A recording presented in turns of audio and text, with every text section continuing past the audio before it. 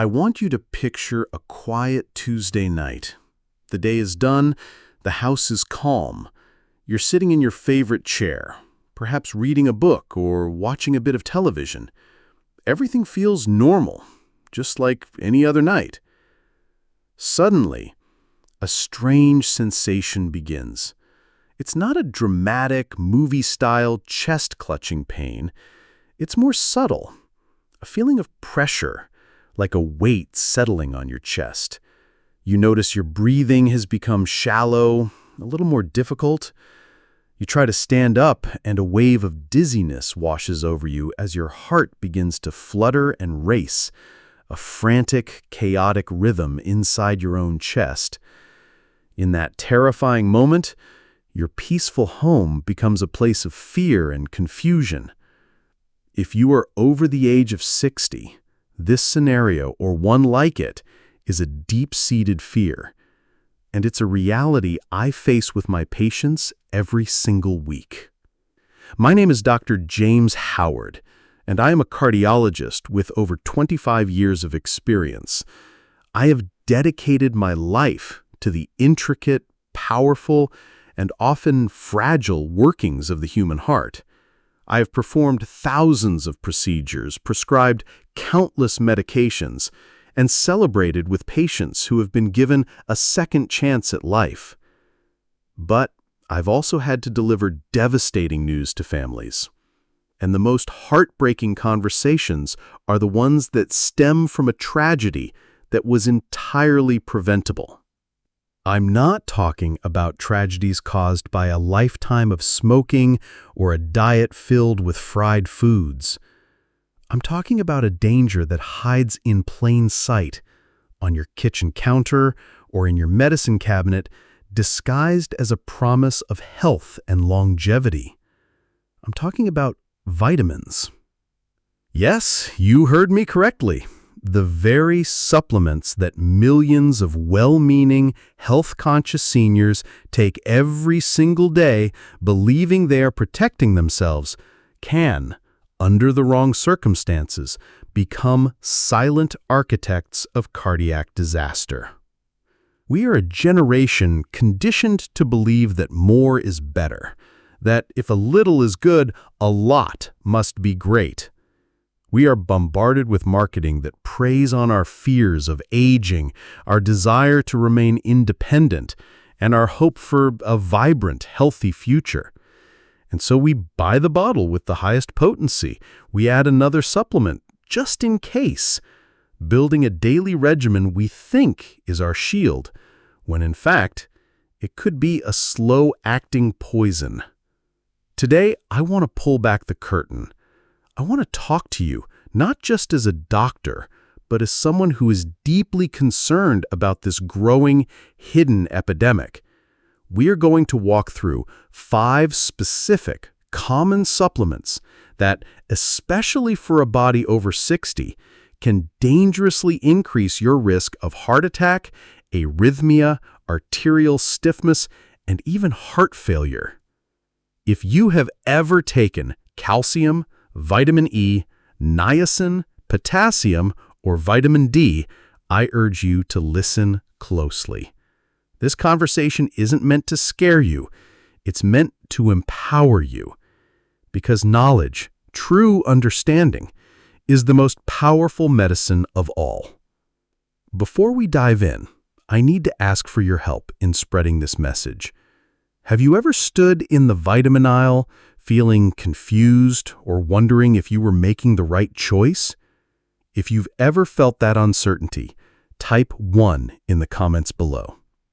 If this is the first time you're hearing that vitamins could be harmful, type 0. Your feedback helps me understand what you need to know. And if the health of your heart or the heart of someone you love is a priority, please take a moment to like this video and subscribe to our channel, The Heart's Advocate. Together, we can share life-saving information. Let's begin with the undisputed king of supplements for older adults, calcium.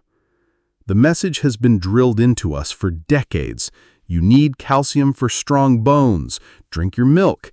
Take your supplements. Prevent osteoporosis. It's a message of care, of prevention, but it's an incomplete message, and that incompleteness is dangerous. Let me tell you about Mr. Robert Peterson. Bob was a 78-year-old retired high school woodshop teacher, a man who built things with his hands his whole life. After his wife passed, his biggest fear was losing his independence and having to leave the home they had shared for 50 years. He was diagnosed with osteopenia, a precursor to osteoporosis, and his doctor told him to increase his calcium intake. Terrified of a fall, Bob started taking a 1,200 milligram calcium carbonate supplement every single day on top of the fortified orange juice he drank for breakfast. He felt he was being responsible, building a fortress for his bones. One Saturday, while tending to his beloved rose garden, the big one hit. It wasn't a sudden, sharp pain, but a crushing pressure that radiated up into his jaw. He felt profoundly weak and nauseous. Thankfully, his neighbor saw him stumble and called an ambulance. In the hospital, we performed an emergency angiogram. What we saw was shocking. His coronary arteries, the vital vessels that feed the heart muscle itself, were severely calcified. They looked less like flexible tubes and more like brittle ceramic pipes. Bob had suffered a major heart attack. His first words to me when he was stable were, "Doc, I don't get it. I don't smoke. I walk every day.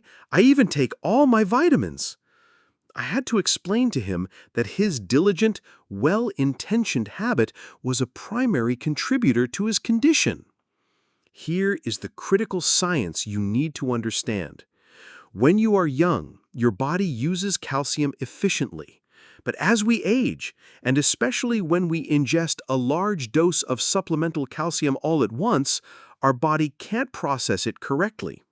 It's like dumping a whole bucket of sand into a small funnel. The excess calcium doesn't get absorbed into the bones. Instead, it circulates in your bloodstream at abnormally high levels. Your body, in its wisdom, knows this free-floating calcium is dangerous, so it tries to store it somewhere to get it out of the way. And one of the most convenient places to dump it is inside the walls of your arteries. This isn't a harmless deposit. The calcium acts as an irritant, triggering an inflammatory response. Your body sends cells to fix the problem, which leads to the formation of hard, calcified plaque. This is atherosclerosis. Your once flexible arteries become stiff and narrow. This forces your heart to pump harder just to move blood, raising your blood pressure. Worse, these brittle plaques can crack, causing a blood clot to form on the surface, completely blocking the artery and starving your heart of oxygen. That is a heart attack. The tragedy is that most people don't know that for calcium to be used by the bones, it needs cofactors, primarily vitamin K2 and magnesium. Vitamin K2 acts like a traffic cop, directing the calcium out of the bloodstream and into the bone matrix. Magnesium helps with calcium absorption and keeps it from being deposited in soft tissues. Most calcium supplements contain neither. They are an incomplete and therefore dangerous solution. If you are currently taking a standalone calcium supplement, please type calcium in the comments. Let's start a conversation about safer alternatives. For decades, vitamin E was hailed as a miracle antioxidant. We were told it fought free radicals, protected our cells from damage, and was essential for cardiovascular health. People began taking it in high doses, believing it was a shield for their heart. But sometimes the most promising science can lead us down a dangerous path. Consider Mrs. Lucille Gable, an 80-year-old retired librarian. Lucy was intellectually sharp and loved her book club and weekly bridge games. She had been taking a high-dose, 800 IU vitamin E supplement for over a decade. She'd read in a health magazine that it would keep her heart young and her skin glowing. But over the course of a year, she noticed a change. Walking to the mailbox left her breathless. She started sleeping propped up on 3 pillows because lying flat made her feel like she was suffocating. Her ankles were perpetually swollen. Her family chalked it up to just getting older. But Lucy knew something was wrong. When she finally came to my office, an echocardiogram confirmed our fears. She was in the early stages of congestive heart failure. Her heart muscle had become weak and was no longer pumping efficiently, causing fluid to back up into her lungs and legs. Her case isn't just an anecdote. It reflects the shocking findings of major clinical trials. The HOPE, Heart Outcomes Prevention Evaluation, which is a massive trial involving nearly 10,000 patients, delivered a stunning blow to the reputation of vitamin E. It found that high-dose supplementation not only provided no benefit in preventing heart attacks or strokes, but was associated with a statistically significant increase in the risk of developing heart failure. So, what is happening here? The exact mechanism is still being studied, but one leading theory is that in megadoses, this fat-soluble vitamin, which the body stores, can disrupt the delicate balance of other antioxidants in the heart cells. Instead of acting as a protector, it may interfere with the heart muscle's natural repair mechanisms and its ability to contract efficiently. Think of it like adding too much of one ingredient to a complex recipe. It throws off the entire balance and ruins the final dish. Your heart's function is an exquisitely complex recipe. The recommended daily allowance, RDA, for vitamin E is about 15 milligrams, which is roughly 22 IU. You can get all you need from a handful of almonds, some sunflower seeds, or a spinach salad with a little olive oil. Yet, you can walk into any pharmacy and buy bottles containing 400, 800, or even 1,000 IU per capsule. That's over 45 times the amount your body needs. The label says heart health, but the science, for many people, says heart failure risk. If this information is new to you, please give this video a like. You could help someone you know reconsider their supplement routine. Niacin is one of the more complex characters in our story. It's a B vitamin that, in prescription doses, has been used for decades to lower LDL, bad cholesterol, and raise HDL, good cholesterol. Because of this, many people assume that the high-dose niacin supplements sold over the counter are a safe, natural way to manage their heart health. This assumption can have frightening consequences. I'll never forget Mr. Frank Miller, an 82-year-old retired postal worker from Florida. Frank was a character, always had a joke, always upbeat. He was proud that he was managing his slightly elevated cholesterol without big pharma drugs. He was taking a 1,000 milligram flush-free niacin supplement he bought online twice a day. He came to see me because he was experiencing episodes that terrified him. He'd get a sudden, hot, prickly feeling in his face and chest, followed by a sensation of his heart beating like a trapped bird. We had him wear a 24-hour Holter monitor to track his heart's rhythm. The results were clear.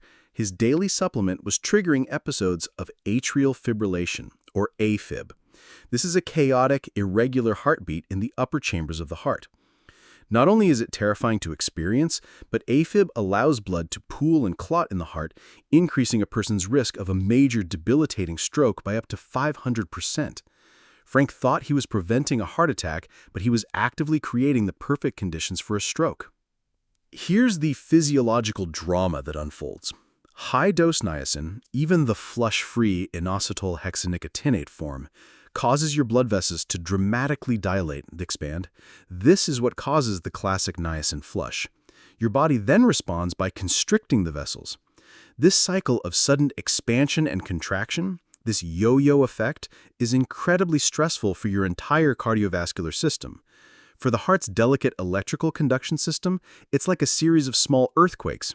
It can disrupt the normal sinus rhythm and provoke arrhythmias like AFib, especially in a heart that may already have some age-related fibrosis or minor damage. Furthermore, high-dose niacin can also raise blood sugar levels, which is particularly dangerous for the millions of older adults with prediabetes or type 2 diabetes.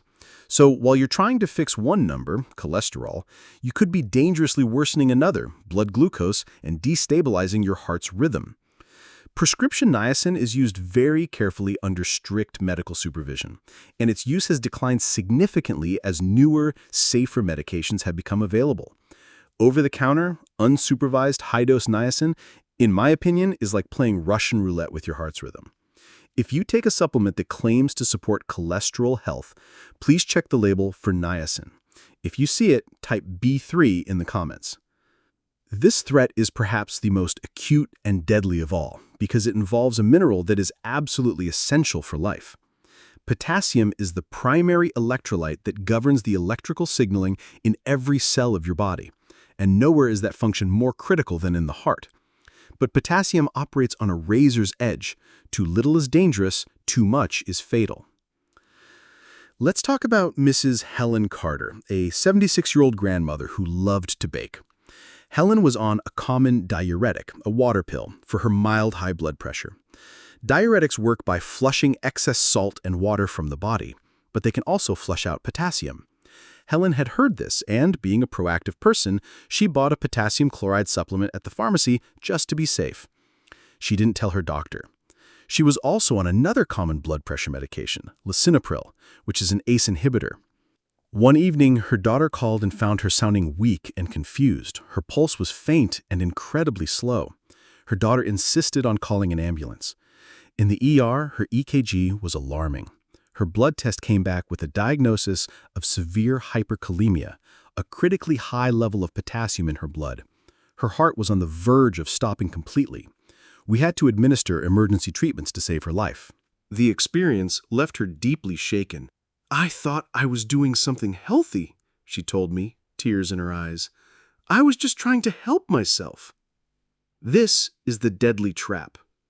What Helen didn't know is that while her diuretic was removing potassium, her other medication, the ACE inhibitor, was causing her body to retain potassium. By adding the supplement on top of this, she created a perfect storm. As we age, our kidney function naturally declines, sometimes by as much as 50%. The kidneys are the primary organ responsible for filtering out excess potassium. When you overwhelm aging kidneys with a supplemental load of potassium, especially while on certain medications, the system fails. High potassium levels paralyze the heart's electrical system. It slows the conduction of the electrical impulse until eventually it can stop it altogether. This is not a slow decline like artery calcification. This can be an acute, life-threatening event that happens over hours. You should get your potassium from food sources: bananas, potatoes, spinach, avocados. Your body absorbs it slowly and can regulate it. A concentrated pill is an unnatural shock to the system. Never, ever take a potassium supplement unless you have a documented deficiency and are under the direct, monitored care of a physician who is aware of all your other medications. This is non-negotiable. If this warning was helpful, please share this video with someone you know who takes blood pressure medication. After all of this, you are likely feeling concerned, perhaps even a bit angry. You might be looking at your row of supplement bottles and thinking, "So what am I supposed to do now?" The answer, I promise you, is both simpler and more powerful than any pill. It's about returning to the wisdom your body already understands. Your heart wasn't designed to run on high-potency, isolated chemical compounds. It was built to thrive on the complex, synergistic symphony of nutrients found in real, whole food. Let's return to Mrs. Lucy, the librarian with the onset of heart failure. After we stopped her high-dose vitamin E, we didn't replace it with another pill. We replaced it with a plan. She was skeptical at first. "That's it? Just food?" she asked. I told her to give me 6 weeks. We designed a simple, nourishing way of eating. Her breakfast became a bowl of steel-cut oatmeal, cooked with milk and topped with a swirl of ground flaxseed and a handful of fresh blueberries. This gave her soluble fiber to manage cholesterol, omega-3s from the flax, and powerful antioxidants from the berries. Her lunch was often a large spinach salad topped with grilled salmon, chickpeas, and a drizzle of extra virgin olive oil. This provided clean protein, more omega-3s, magnesium, and safe, food-based potassium. Her snack was a handful of raw, unsalted almonds or a slice of apple with a spoonful of natural peanut butter. Her dinner was a modest portion of chicken or lentils with a colorful array of roasted vegetables like broccoli, bell peppers, and sweet potatoes. We also made sure she was drinking enough water throughout the day to stay hydrated, which is crucial for healthy blood viscosity. The transformation was gradual, then remarkable. After a few weeks, she noticed she could walk to the end of her street without getting winded. After a month, the swelling in her ankles was gone. At her 6-week checkup, she told me, "Doctor, I feel lighter. My mind is clearer, and I have energy I thought was gone forever." Her heart was healing itself, nourished by the right building blocks provided in the balanced, natural form it recognized. This isn't a magic diet. It's simply providing your body with the fundamental tools for heart health. Anti-inflammatory omega-3 fatty acids from fatty fish, walnuts, and flax seeds. Heart-protective polyphenols from berries, dark chocolate, green tea, and olive oil. Essential minerals in balance, magnesium and potassium from leafy greens, nuts, seeds, and beans. Lean, clean protein to maintain muscle mass, including the heart muscle. You are not just eating, you are actively investing in the health of every single cell in your body with every bite. We have covered a lot of ground today, and I want to leave you with one final crucial thought. At this stage of your life, your health is your most precious asset. It is the foundation of your independence, your joy, and your ability to connect with the people you love. The journey to a healthy heart is not about adding more and more pills to your routine. It is about adding more wisdom to your choices. It's about subtracting the things that can cause silent harm and adding the things that provide profound, holistic nourishment. Your body at 60, 70, or 80 is not the same body you had at 30. It has a different metabolism, different needs, and a different level of resilience. It requires more respect, more careful listening, and less aggressive intervention. The marketing will always be loud. The promises on the bottles will always be bright. Your job is to become a wiser consumer, a more skeptical patient, and a better advocate for your own health. Don't fear vitamins. They are essential for life, but respect their power. Question high doses. Read the labels. And most importantly, build a relationship with a healthcare provider you trust and talk to them openly about every single thing you are taking, no matter how natural or harmless it seems. Your story and your health journey matter. As a final act of engagement today, please tell me in the comments, what is one thing you have learned today that you will put into practice starting tomorrow? If you have found this detailed information valuable, please give this video a like so that the algorithm will show it to others who need to see it. And subscribe to The Heart's Advocate so we can continue on this journey of learning and empowerment together. Thank you for your time and your attention. Be well, be wise, and take good care of your magnificent heart. You are not alone.